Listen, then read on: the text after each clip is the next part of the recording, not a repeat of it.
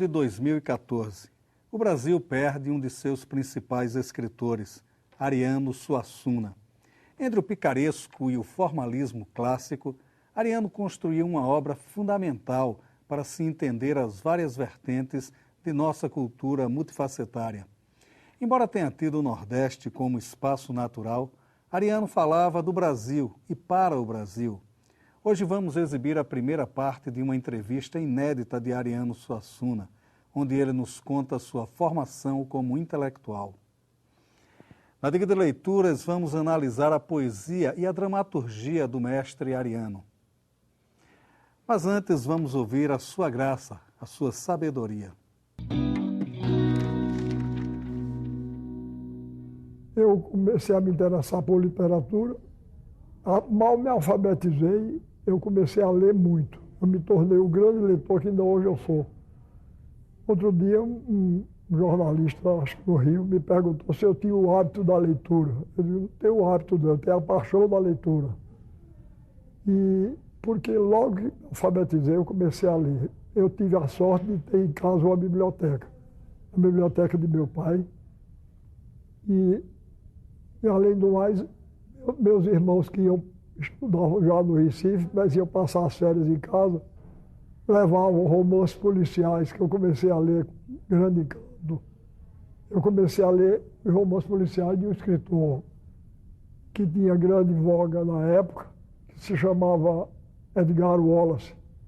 Então, eu li O Bando Terrível, Os Olhos Velados de Londres, que são dois grandes romances policiais dele. E me interessei naturalmente pelo romance de aventura também.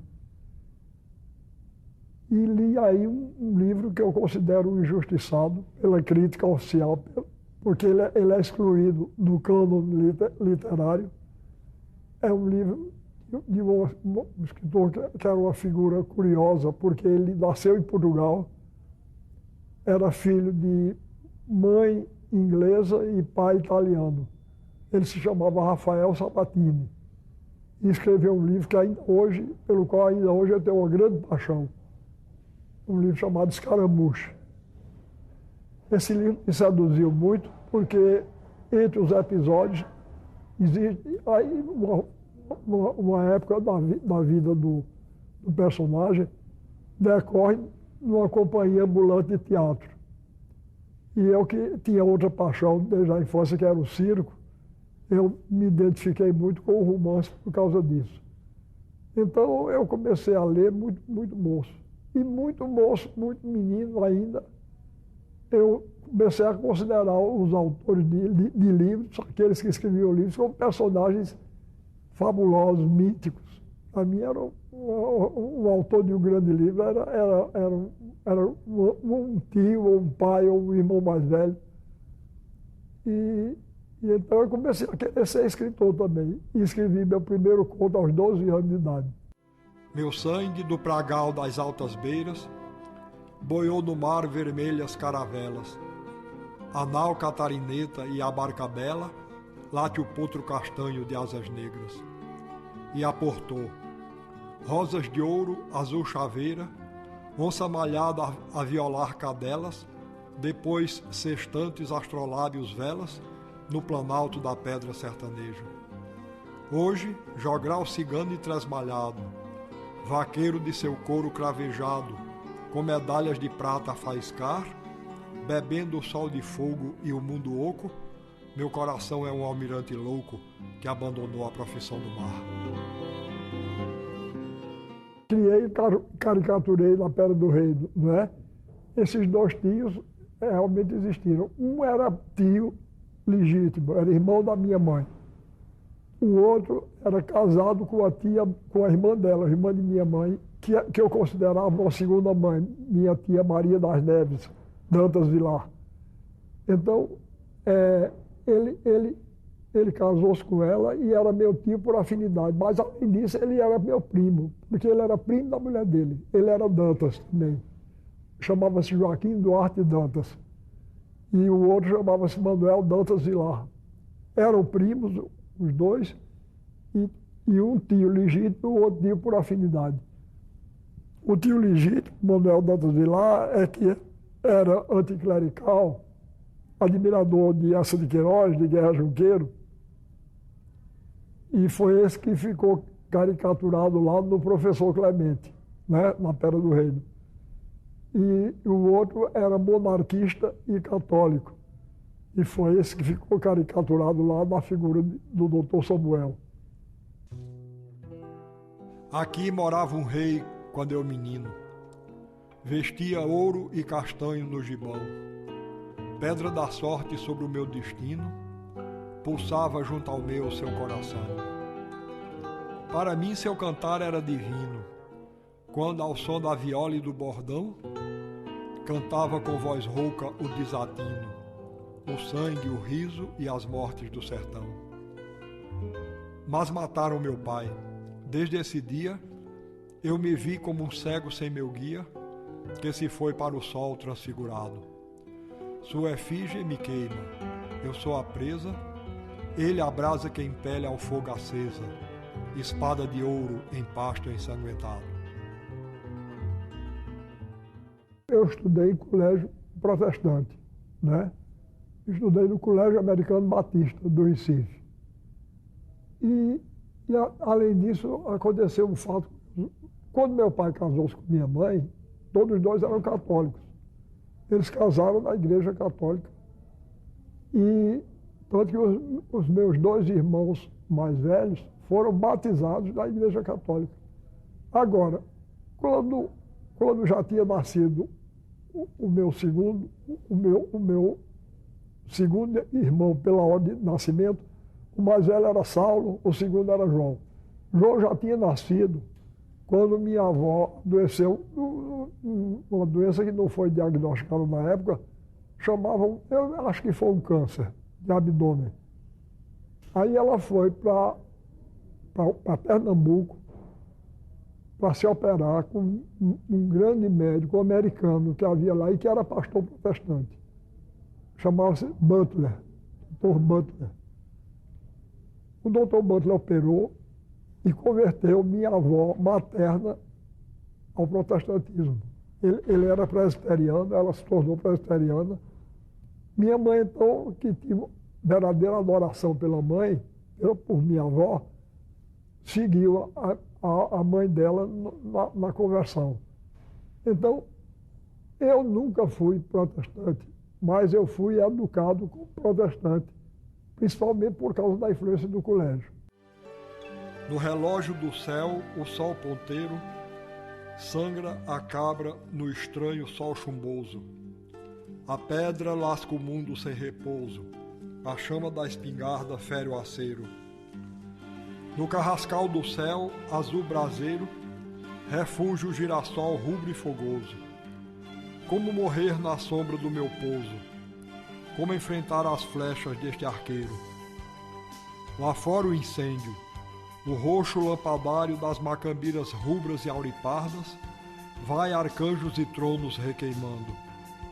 Queima o vento, o sertão incendiário.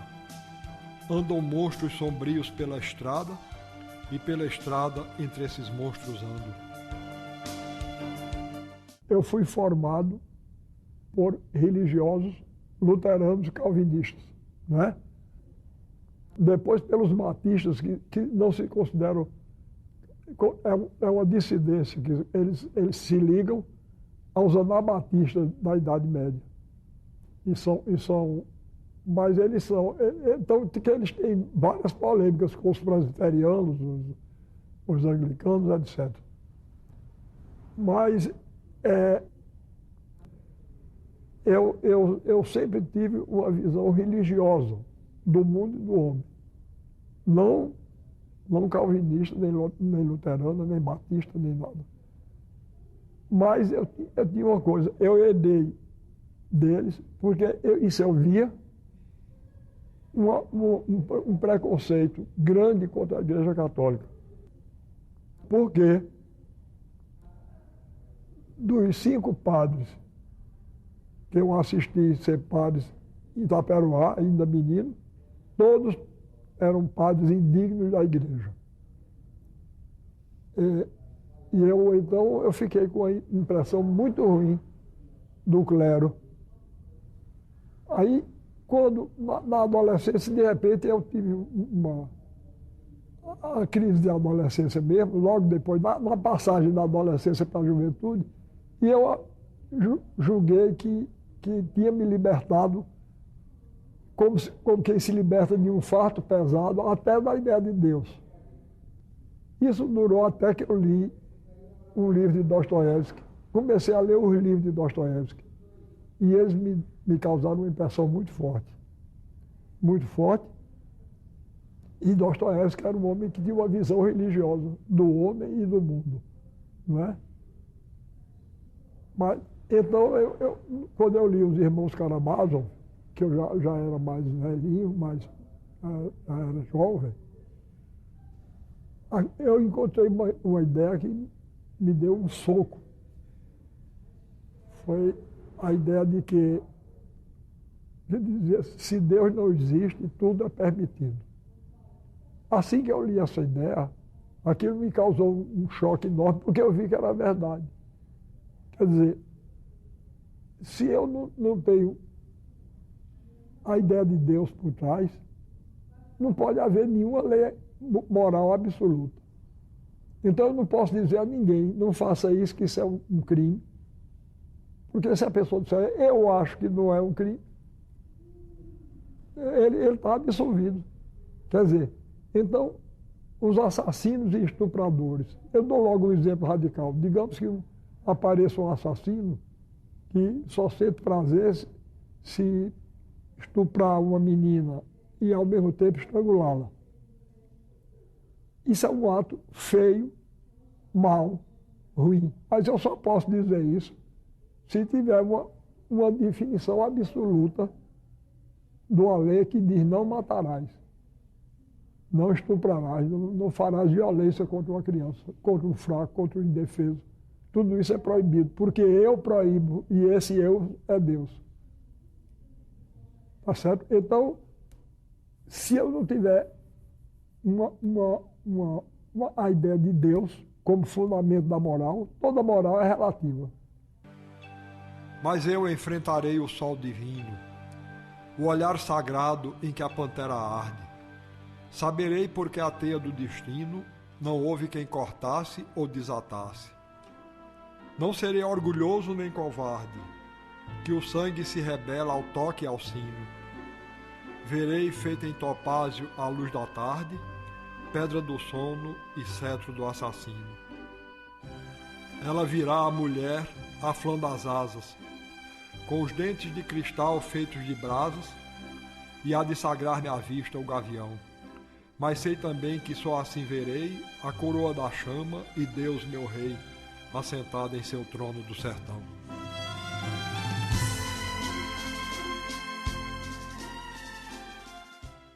Nietzsche, além do grande pensador que era, apesar de que eu discordo das ideias dele, ele era um grande escritor. E ele me tocou, como também durante o tempo em que eu pensei que tinha renegado a ideia de Deus, eu nunca deixei de ler a Bíblia. Mas ele lia como obra literária. O Apocalipse é um belíssimo poema. Não é? É um belíssimo poema. Então, então eu lia Nietzsche como quem lê um poeta. Assim falava Zaratustra, é um poema. Essa contradição acho que vive em todos nós. Né? Ali é o sertanejo, Ariano Suassuna. No sertão, o respeito à palavra empenhada é um fato. Né? É uma coisa muito presente. Agora, por outro lado, mesmo do ponto de vista religioso, eu acho que o respeito à palavra também é uma coisa muito forte. Quer dizer, não está escrito entre os mandamentos, você respeitará a palavra empenhada. Mas quando o Cristo diz, eu sou o caminho, a verdade e a vida, ele está dizendo que a gente não deve faltar a verdade. Não é? Então, o sujeito que falta a palavra empenhada, ele age como o pai da mentira, que é o demônio. Diante de mim, as malhas amarelas do mundo, onça castanha e desmedida. No campo rubro, a asna azul da vida. a cruz de azul, o mal se desmantela.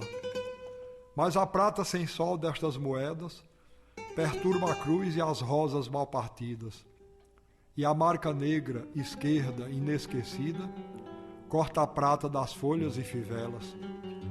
E enquanto o fogo clama, a pedra rija, que até o fim serei desnorteado, que até no pardo o cego desespera, o cavalo castanho na cornija tenta alçar-se nas asas ao sagrado, ladrando entre as esfinges e a pantera. Chegou primeiro a mim pela tradição oral. É muito forte no sertão, era, pelo menos quando eu era menino, muito forte a presença do romanceiro ibérico, que a gente chamava cantigas velhas, né? E às vezes até em brincadeiras de menino, que eram pequenos autos, brincadeiras de roda. Eu me lembro bem de um dia da minha infância, eu estava numa fazenda chamada Carnaúba, que por acaso pertencia a esse tio Manuel Dantas Vilar, e eu estava deitado, era depois do jantar, eram às 7h30 para 7 para 8 horas talvez, mas eu fiquei deitado no meu quarto, adormeci e acordei com o som do canto de minhas irmãs, que estavam no pátio, cantando uma cantiga de roda. E essa cantiga, depois eu vim a descobrir, era um romance ibérico, mas me causou uma impressão profunda ali naquele momento. Eu estava deitado, fui acordando, e aquelas palavras estranhas, era uma noite de lua, e o vento soprava por baixo da janela, que eram janelas de madeira inteiras, não tinha persianas não. Era a janela de madeira inteira, e ela não encostava direito no peitoril. Então, o vento passava por ali zunindo, gemendo mesmo, uivando, e eu ouvia aquelas vozes estranhas cantando o seguinte: lá condessa, que queres com lá condessa? Outra resposta: quero uma de vossas filhas para comigo casar. Aí o cavaleiro dizia, a condessa dizia: eu não tiro as minhas filhas do mosteiro em que elas estão, nem por ouro, nem por prata, nem por sangue de Aragão. Ele responde: tão contente que eu vinha, tão triste que vou voltando. Ela disse: volta, volta, cavaleiro, vem e escolhe a que quiseres. Aí ele diz: esta fede, esta cheira, esta como o pão da feira. Esta é a que eu queria para ser minha companheira. Está vendo? Então, isso depois eu já na universidade, eu abro um livro de Silvio Romero chamado Cantos Populares do Brasil e encontro isso. Era um alto da Península Ibérica, cantado um pequeno alto. E era lá representado e dançado como um alto. Quer dizer, e se você tiver curiosidade, você abra lá o começo da Pedra do Reino, num capítulo chamado O Reino da Poesia, você vai encontrar essa cantiga de La Condessa lá. Esse movimento surgiu exatamente como mas por acaso, nós fizemos vestibular no mesmo ano, um grupo de vários estudantes que tinham interesse por tudo, talvez menos direito. Quer dizer, você tinha lá Luiz Magalhães, que era artista plástico, não é? Carlos Maciel, que se interessava por filosofia. Eu, que me interessava por literatura. Hermílio, que se interessava por literatura, teatro e outras coisas. E Hermílio era mais velho do que nós. Mas pouco antes desse vestibular, Hermílio tinha sido chamado para fazer uma conferência sobre teatro. O público que foi era barulho, mas umas 10 ou 20 pessoas. Então, a gente resolveu, ele mesmo e os organizadores resolveram transformar a conferência numa mesa redonda. Fizemos uma mesa redonda e foi dali que surgiu a ideia de fazer o Teatro do Estudante de Pernambuco. Agora, Hermílio já tinha estudado química. Eu não sei se tinha estudado outra coisa, mas eu me lembro que ele tinha estudado química, mas abandonou. Aí ele se matriculou na Faculdade de Direito já para isso, tendo como objetivo isso, tá entendendo? Então, foi dessa conferência dele, ou dessa mesa redonda que se fez para substituir a conferência dele, que se criou o Teatro Estudante de Pernambuco. Ó manto do meu sono negro e rubro, cascos de cobre soam no deserto, e a meu servo na fonte a descoberto, persegue e mata esse cachorro escuro.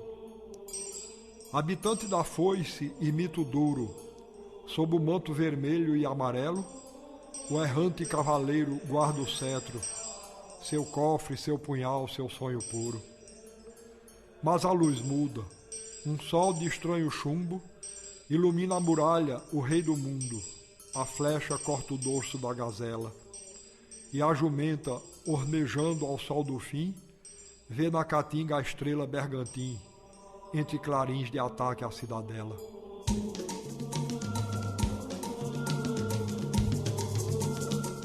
Eu tinha já escrito meus primeiros poemas, com fundamento no roceiro, porque eu também, menino, vi 2 cantadores e fiquei apaixonado, impressionado com aquilo. Eu vi, muito menino, com 8 anos ou 9, eu vi um dos maiores cantadores que já existiram, chamado Antônio Marinho. E Antônio Marinho não só improvisou junto com outro, mas sozinho cantou o folheto dele. E eu fiquei impressionado com a história daquele folheto. Aparecia um fantasma, um vulto, como ele dizia. Bem, então, quando eu comecei a escrever a poesia, eu comecei a tentar fazer poesia ligada ao romanceiro. E eu mostrei meus poemas a Hermílio. Aí a Hermílio disse: você precisa conhecer a obra de Garcia Lorca. Aí me emprestou a obra de Garcia Lorca e me chamando a atenção para o teatro dele, já que nós tínhamos acabado de fundar o Teatro do Estudante. Aí eu me impressionei de tal maneira que e ele mesmo me encomendou. Ele disse: eu vou fazer um concurso e eu quero que você entre. E eu escrevi Uma Mulher Vestida de Sol para esse concurso, aberto pelo Teatro do Estudante de Pernambuco.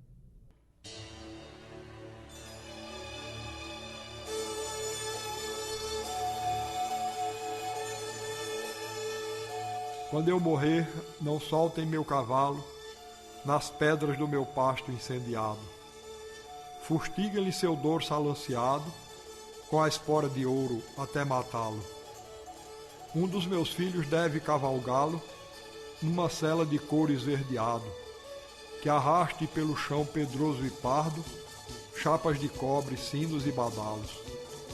Assim, com o raio e o cobre percutido, tropel de cascos, sangue do castanho, talvez se finja o som de ouro fundido, que em vão, sangue insensato e vagabundo, tentei forjar no meu cantar estranho, a tez da minha fera e ao sol do mundo.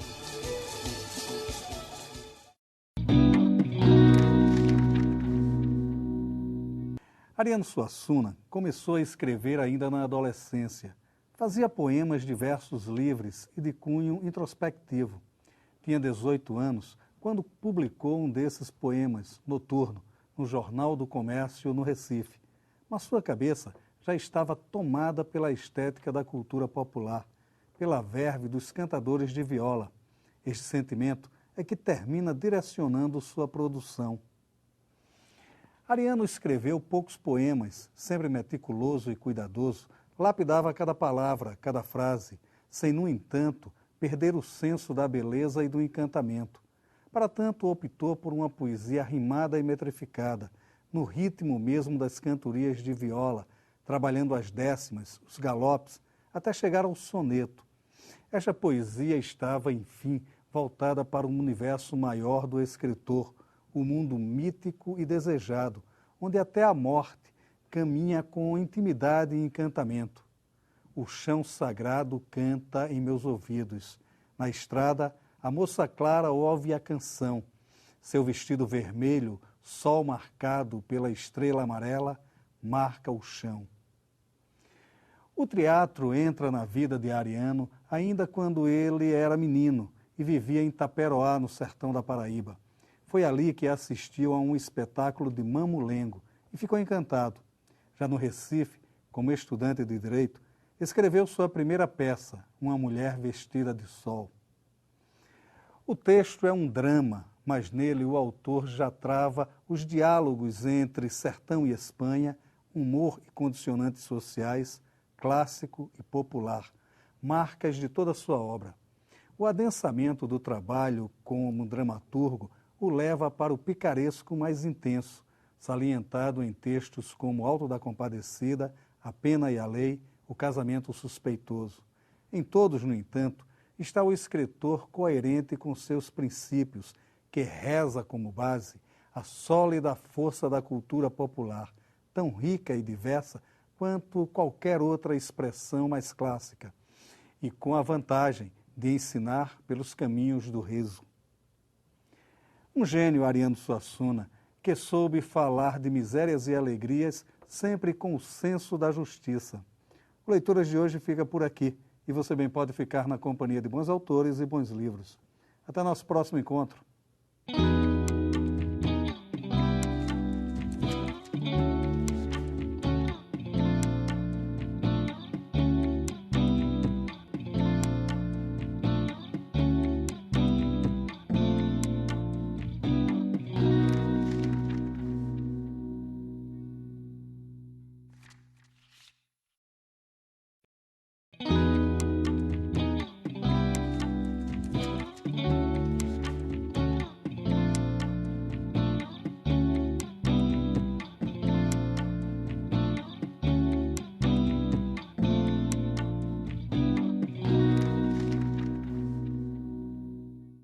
Olá, hoje vamos exibir a segunda parte da entrevista inédita com o escritor Ariano Suassuna. Com bom humor e muita sabedoria, Ariano fala de sua obra, mas, sobretudo, da necessidade de estar sempre de lança em punho, como Dom Quixote, a defender a cultura brasileira, riquíssima em suas manifestações populares. Na Dica de Leituras, um passeio por duas outras faces da indispensável obra de Ariano Suassuna, seus romances e seus ensaios. Agora vamos ouvir o mestre Ariano Suassuna. Se você prestar atenção, a minha peça mais conhecida, o Alto da Compadecida, ela é fundamentada em 3 folhetos. Né? O enterro do cachorro, o cavalo que defecava dinheiro e o castigo da soberba, o castigo do orgulho. Nessa terceira aparece Nossa Senhora, e é lá que tem a frase que eu coloquei exatamente igual. Lá vem a Compadecida, mulher em tudo se mete, que é o demônio que diz, né? Lá vem a Compadecida, mulher em tudo se mete. Se você olhar, são dois versos em 7 sílabas. É porque são do folheto. Lá vem a Compadecida, mulher em tudo se mete, tá vendo? São 2 versos em 7 sílabas, tirados diretamente do folheto. Foi a visão da primeira peça que eu vi menino em Taperoá. Eu fui levado para ver essa peça que foi encenada no mercado público de Taperoá, uma peça de Mamulengo. Eu fui levado por um primo meu, chamado Manuel Souza. A gente chamava ele Souza. Souza me levou para ver essa peça, eu menino, 7, 8 anos, 9, por aí. E eu vi essa peça que representava onde aparecia um boneco negro chamado Benedito. E Benedito, eu fiquei louco pelo personagem, porque todos nós temos um senso de justiça, não é? Eu não sei as outras pessoas, mas eu acho que é todo mundo. A gente torce pelo mais fraco. Principalmente se o mais fraco é vitorioso, não é? Então, Benedito dava uma surra na polícia. E eu que tinha passado por perseguições policiais, eu tinha um preconceito contra polícia danada. Eu achava, todo policial eu tinha antipatia, porque eu tinha passado pela Revolução de 30, quando a polícia da Paraíba nos perseguia. Então, quando eu vi Benedito dar uma surra na polícia, eu fiquei louco. Vai bem, se você tiver curiosidade, pegar uma peninha ali, você vai ver que o personagem é negro e se chama Benedito, como ele. No meu entender, o ser humano é o mesmo, em qualquer lugar, em qualquer tempo. Tá certo? Porque os problemas fundamentais do ser humano são os mesmos. Os problemas fundamentais. Eu acabo de falar na injustiça. Enquanto existir o ser humano na Terra, o problema de Caim e Abel vai estar presente. Está entendendo? A injustiça, o predomínio do mais forte sobre o mais fraco, o mal armado contra o bem desarmado. Então, isso é um problema que não é nem brasileiro, nem sueco, nem russo, é o problema do ser humano, não é? Tem o problema fundamental, que é o mais universal de todos, que é a morte, que morre todo mundo, não é? E se você prestar atenção, a morte tem uma presença muito grande. Até no Alto da Compadecida, que é a minha peça mais cômica, morre todo mundo, não é?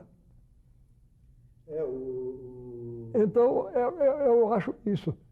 Agora, então eu acho que o problema é pintar bem. A frase famosa de Tolstói foi: pinte bem a sua aldeia, você pintará o mundo, né? Se você pintar bem Taperoá ou São José da Lapa, os lugares menores do interior do Brasil inteiro, você vai tocar no ser humano de todos os lugares. Eu adoro Dostoiévski. Dostoiévski era um escritor profundamente russo, não é verdade? Quer dizer, por quê? Agora, era profundamente universal. Por quê? Porque ele pintava muito bem as circunstâncias do homem, em geral, nas circunstâncias russas. Ele pintava bem o homem, o ser humano de qualquer lugar, nas circunstâncias particulares russas.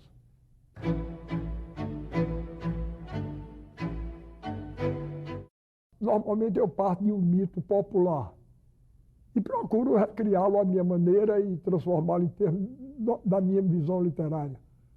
Mas, por exemplo, não sei se você sabe, mas o mito da morte, que no meu universo chama-se Caetana, isso eu tirei do povo. O povo do sertão do Nordeste chama a morte Caetana.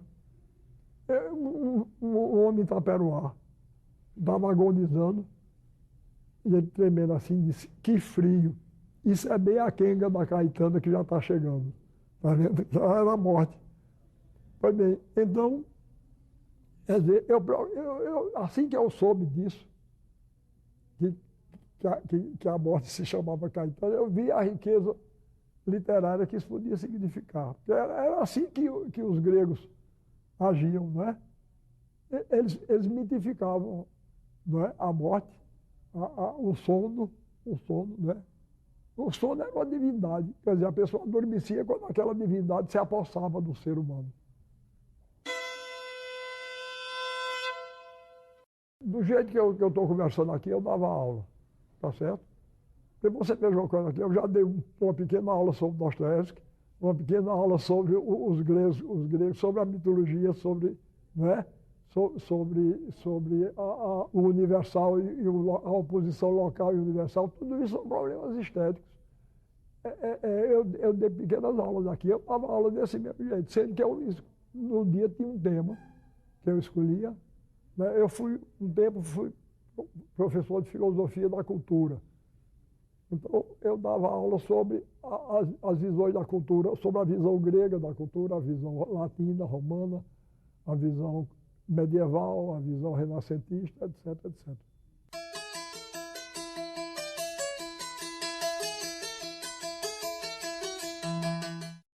Eu nunca tinha escrito romance. E eu queria verificar, eu mesmo, para mim mesmo, se eu saberia escrever daquela outra forma que não o teatro. Então eu resolvi fazer um exercício antes de escrever A Pedra do Rei. Aí, como eu tinha um grande interesse pela história de Fernando de Isaura, de Tristão e Isolda, interesse esse que me foi despertado pelo artista plástico Francisco Brenan, eu então resolvi escrever uma versão de Tristão e Isolda. Eu não sei se você já notou, mas os grandes de amor, os grandes casos de amor que interessam aos escritores são sempre amores infortunados, não é? O amor feliz parece que não dá uma grande história, não. Então, porque você veja, o Romeu e Julieta é um amor infortunado. Tristão e Isolda também, Abelardo e a Luísa também, não é? São todos casos de amor infortunado. E no meu caso, o meu caso de amor era afortunado. Mas então, o que eu fiz? Quando eu resolvi escrever Fernando de Isaura, versão brasileira de Tristão e Isolda, eu fiz o seguinte, eu comecei a pensar como seria o meu caso de amor se tivesse dado errado. Mas, mesmo assim, existem várias alusões no romance ao meu caso, graças a Deus, afortunado de amor. Se você prestar atenção, agora que você está advertido por mim, a primeira frase que Fernando diz a Isaura foi a primeira frase que eu pronunciei para a Zélia, minha mulher. Meu caso de amor ainda hoje. Eu não sou daqueles que dizem no meu tempo era melhor, não. No meu tempo era pior. Porque a hipocrisia era maior e do ponto de vista social, a injustiça era muito maior do que hoje. Mas uma coisa estava me impressionando na modernidade. Olha, eu por acaso estou aqui com isso que chamam modernidade. Então, estou considerando arcaicos. E eu gosto muito de andar com provas materiais, está entendendo? Eu não tenho simpatia pelo evolucionismo. Então, eu carrego, quando eu vou dar uma aula, eu levo sempre isso aqui. Eu li, uma vez eu estava numa livraria e achei um livro de Engels, o companheiro de Marx, né? O Manifesto Comunista é de autoria dos dois.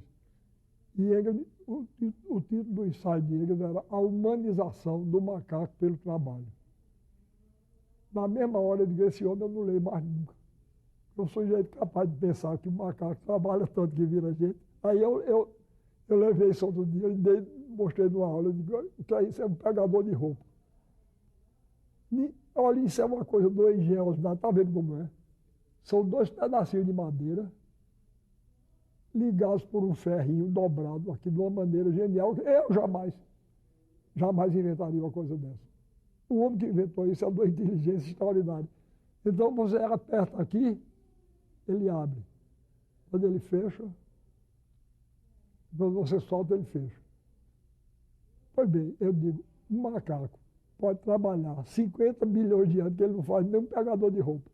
Quanto mais a Divina Comédia. Tá certo? A outra coisa que eu peguei hoje de manhã no restaurante.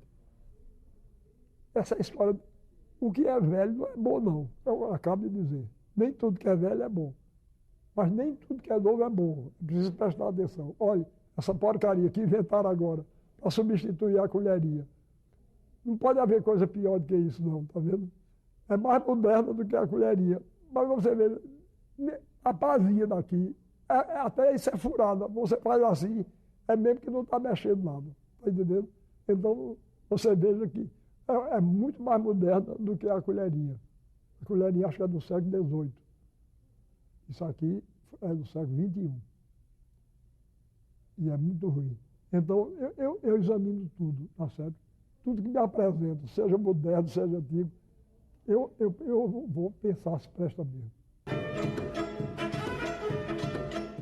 Política tem um fundamento também na visão popular, porque se você olhar bem, eu acabo de lhe dizer que vi essa peça em que um preto, olha, além de ser pobre, ele era preto. Sofria 2 preconceitos. o de classe e o de raça, não é? Ele dá uma surra na polícia, quer dizer, ele desmoraliza o poderoso, não é? O representante do poder. E se você vê o Auto da Compadecida, você vê perfeitamente que João Grilo usa o riso e a astúcia para lutar contra os poderosos, não é? Tanto que eu me rebelei sempre contra esse fato de quererem chamar o João Grilo de anti-herói. Logo que a peça foi encenada no Rio de Janeiro, muita gente comparou João Grilo com Macunaíma e chamava João Grilo de anti-herói. Eu protestava. Eu digo, olha, eu não aceito, não. Eu não aceito pelo seguinte, porque é dito pelo próprio pai dele, de maneira que não sei nem eu, mas a chamar a atenção sobre isso. O próprio pai dele, Mário de Andrade, ele botou no título, Macunaíma, um herói sem caráter, um herói sem nenhum caráter. Eu digo, o dele é ele que está dizendo, eu não sei não, mas o meu tem caráter e é muito, não é? Então, eu faço uma distinção, inclusive, entre a picardia do pobre, a astúcia do pobre e as trambicagens dos poderosos, né? No pobre, a astúcia é um fator de sobrevivência.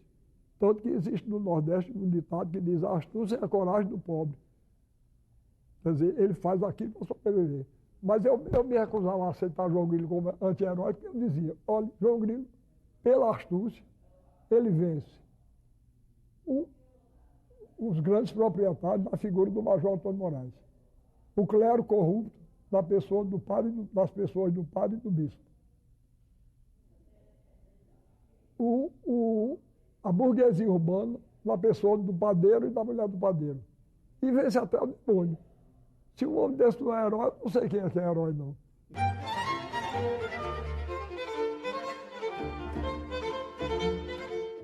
O romance tem várias vantagens sobre o teatro.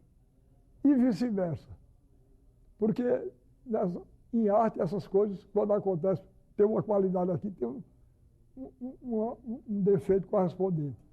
Veja bem, eu parti do romance, do teatro para o romance, vou primeiro dizer as vantagens e desvantagens do romance em relação ao teatro.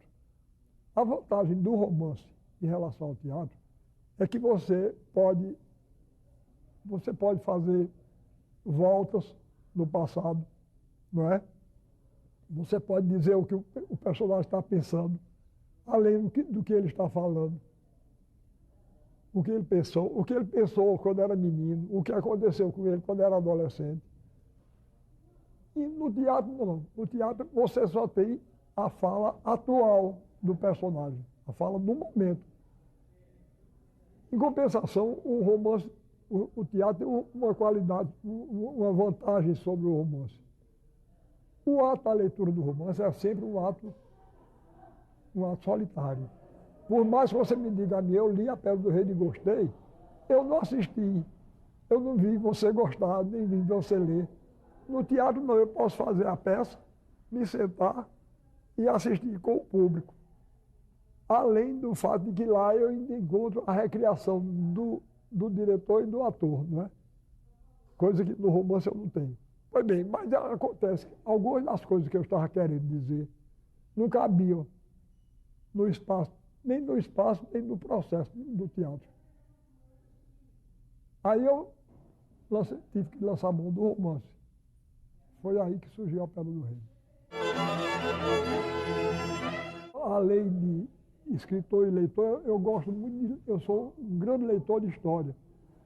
E eu tinha lido na revista do Instituto Histórico e do Instituto Arqueológico de Pernambuco, eu tinha lido um comunicado de um escritor de Serra Talhada, ali perto de Belmonte. E Belmonte, inclusive, a princípio era um distrito de Serra Talhada. Ele nasceu lá, em Serra Talhada. Ele se chamava Antônio Ático de Souza Leite. Aí ele escreveu um comunicado sobre os acontecimentos, que, aliás, estão citados Se você tiver curiosidade, pegue a Pedra do Reino, que está lá citado, Antônio Ático de Souza Leite. Aí eu tinha lido esse episódio, tinha me impressionado muito. Quando eu comecei a querer escrever o romance, e pensei logo em fazer daquela história o fundamento do romance.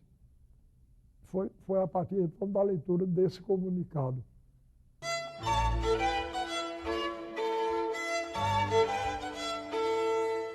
E se deu muito naturalmente pela leitura de Camões. Eu sou um grande admirador de Camões, e ele era um sonetista extraordinário, não é? Eu vou dizer um soneto dele, vou relembrar, por causa de você já ter lido. Repare que coisa linda. Erros meus, má fortuna, amor ardente, em minha perdição se conjuraram. Os erros e a fortuna sobejaram, pois para mim bastava amor somente. Tudo passei, mas tenho tão presente a grande dor das coisas que passaram, que já as frequências suas me ensinaram a desejos deixar de ser contente. Errei todo o discurso dos meus anos. Olha que coisa linda. Errei todo o discurso dos meus anos. Dei causa a que a fortuna castigasse as minhas mal fundadas esperanças. De amor não vi senão breves enganos. Ó, quem tanto pudesse que fartasse este meu duro gênio de vinganças. Ah, beleza, né? Pois é, você veja, inclusive, a força musical da língua portuguesa na mão dele. Então, eu tenho uma admiração enorme por Camões e não acredito que nenhuma semana de arte moderna fosse capaz de abolir esse amor que eu tenho, não. Havia, naquele momento, no Brasil, certas tendências intelectualistas e afastar a arte da paixão, da emoção, da musicalidade e tudo isso. Você veja que eu vou encarnar em dois movimentos musicais. Eu gosto muito de música. Villa-Lobos chefiava a música brasileira. E um austríaco chamado Kelly Reuter chefiava a música intelectualizada, a tonalista, uma música cerebral, ausente de toda musicalidade. Então eu tomei, desde muito novo, o partido de Villa-Lobos, tá certo? Então eu resolvi partir no caminho que ele tinha indicado, não para repeti-lo. Eu tenho sempre presente uma frase do grande socialista francês chamado Jean Jaurès. Ele dizia: nós não devemos cultuar as cinzas dos antepassados, mas sim a chama imortal que os animava.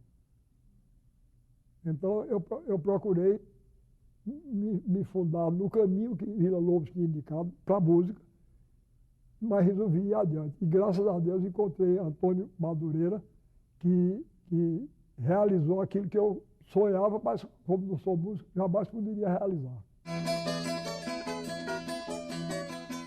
Eu vejo, hoje o ambiente mudou.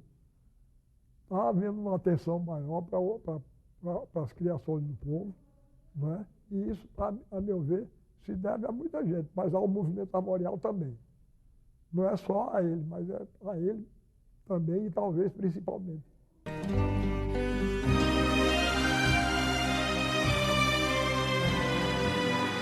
Sobre essa estrada ilumineira e parda, dorme o lajedo ao sol como uma cobra. Tua nudez na minha se desdobra, ó corça branca, ó ruiva leoparda. O anjo sopra a corneta e se retarda. Seu cinzel corta a pedra e o porco sobra. Ao toque do divino o bronze dobra, enquanto assolo os peitos da javarda. Vê, um dia a bigorna destes passos cortará no martelo o som dos aços. e o sangue hão de abrasá-lo os inimigos.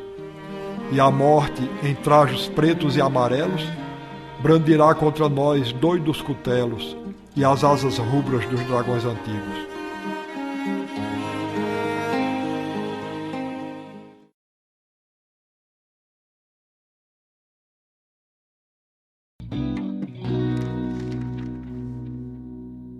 Em 1957, Ariano Suassuna já pensava escrever um romance, mas não sabia se teria fôlego para tanto. Resolveu fazer um exercício recriando em clima nordestino a lenda irlandesa de Tristão e Isolda. Este breve romance, a história de amor de Fernando e Isaura, ficou inédito até 1994. Nele, Ariano retoma os temas de sua predileção, como os códigos de honra que marcam a gente sertaneja. A partir daí, tomando por base anotações que tinha feito para uma biografia de seu pai, João Suassuna, começa a escrever o Romance da Pedra do Reino, uma obra monumental, onde todas as referências da cultura popular se digladiam e se irmanam numa trama aberta, onde as ações se fazem como condicionantes de uma vivência mítica. Quaderna, o protagonista do romance, tem a infância contada em outro livro, A História do Rei Degolado ao Sol da Onça Caetana. Em todos estes textos, importa o escritor contar uma mitologia pessoal que cresce na medida em que ele apreende a universalidade de seu ambiente de eleição. Intelectual preocupado em questionar os mecanismos da cultura, Ariano escreveu alguns ensaios, como Ferros do Cariri, uma heráldica sertaneja, e Onça Castanha e a Ilha Brasil, uma reflexão sobre a cultura brasileira. Mas seu texto de ensaio mais conhecido é Iniciação à Estética, uma reunião das anotações para suas aulas na Universidade Federal de Pernambuco. Neste ensaio, sem qualquer rebuscamento pedante, Ariano descreve como a cultura universal está intrinsecamente ligada à cultura popular. Aliás, chega mesmo a estabelecer as proximidades do nascimento da arte erudita no berço popular. E como todas as manifestações artísticas são reflexo de uma inquietação do povo, das gentes que buscam no divertimento e na mitologia o sentido da vida. Um texto rico em suas sábias provocações. Já estamos sentindo imensa falta deste pensador tão lúcido quanto divertido que foi Ariano Suassuna. O Leituras de hoje fica por aqui e você bem pode ficar na companhia de bons autores e bons livros. Até nosso próximo encontro.